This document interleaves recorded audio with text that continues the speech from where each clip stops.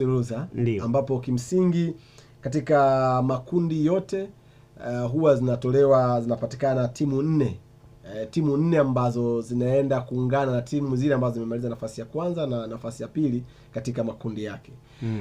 Sasa huwa zinaangaliwa zile timu ambazo zimefanya vizuri, ambazo zinashika nafasi ya 3 katika kila kundi. Ni timu gani ambayo imefanya vizuri, kwa maana ya kwamba imepata alama nzuri, imekuwa na mabao mazuri ya kufunga na kufungana, lakini zaidi ya yote pia huwa inaweka katika ranking. Sasa ukiangalia katika ranking, Benin ndio ambaye alikuwa anashika nafasi ya kwanza, kwa sababu yeye alikuwa na alama 3 katika ranking ya zile timu 3 ambazo zimemaliza katika nafasi ya 3 yes, katika kila kundi.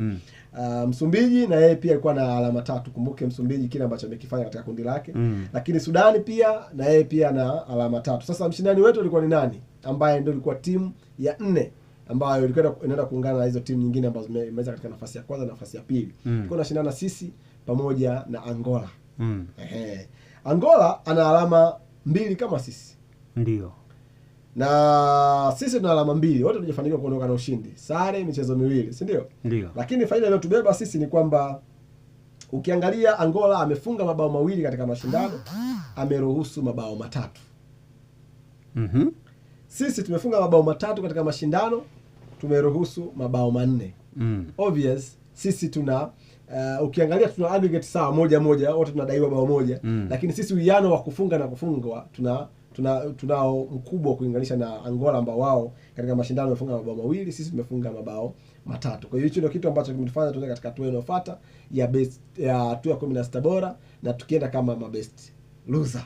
Ndio faida hiyo sasa ya kushikilia bomba katika ule mchezo uliopita dhidi ya Uganda, na kushikilia bomba katika mchezo wa leo hii mara baada ya bao ambalo limefungwa na Faisal Salum Fei Toto.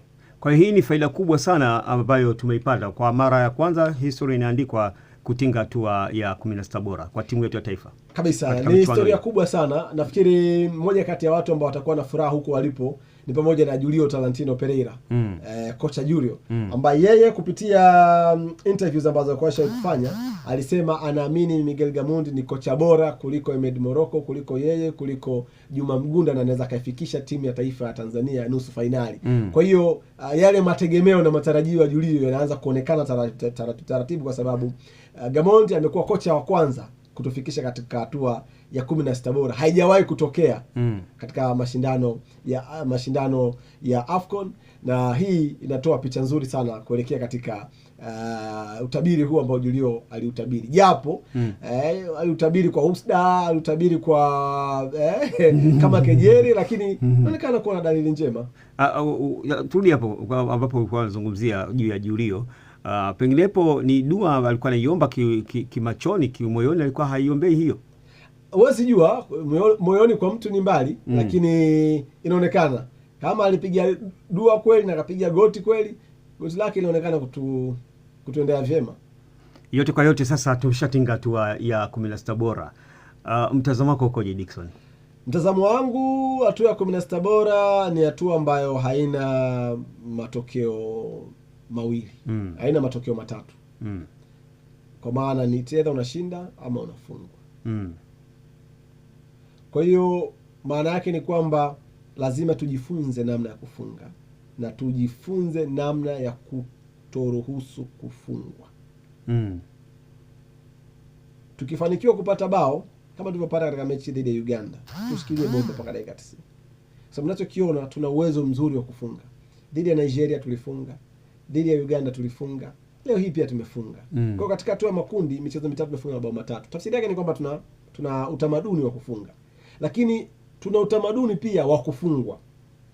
Dhidi ya Nigeria tumeruhusu mabao 2, dhidi ya Uganda bao 1, leo hii pia dhidi ya Tunisia bao 1. Tukatae kuruhusu mabao katika hatua ya makundi, hatua hii ya 16 bora, kwa sababu timu inayofanikiwa kuondoka na ushindi ni ile ambayo hairuhusu mabao mengi ukilinganisha na mpinzani wake. Kwa hiyo sisi tunaonekana tuna tabia ya kufunga, lakini pia tuna tabia kubwa ya kufungwa, kitu ambacho katika hatua ya knockout huwa hakitajiki na hakitakiwi kabisa. Piga ni kupiga ya Faisal ina faida? Of course, Faisal ana faida, kwa maana ya kwamba unasema kwenye football tunasema huwezi kufunga bao kama ushoot. There is no goal without shooting. Kwa hiyo Faisal ana tabia ya kushoot. na hiyo tabia yake ya kushuti imekuwa kitusaidia sisi kupata bao. Sio mara ya kwanza anafunga against Tunisia. Niwakumbushe mechi yetu ya mwisho dhidi ya Tunisia aliyefunga bao alikuwa ni Faisal Salum Abdallah Feitoto. Bao ambalo lilitokana na ile Dita Mchimbi alipiga cross ikapatikana rebound, Faisal ikapiga kaka kambani. Kwa hiyo na yeye na Tunisia ni kama kidevu na ndevu. Inaonekana anawajulia zaidi namna ya kuadhibu. Lakini nasema tabia siku zote ukiwa na tabia ya kupiga piga, tabia ya kushoot uwe inakuwa na faida kubwa sana.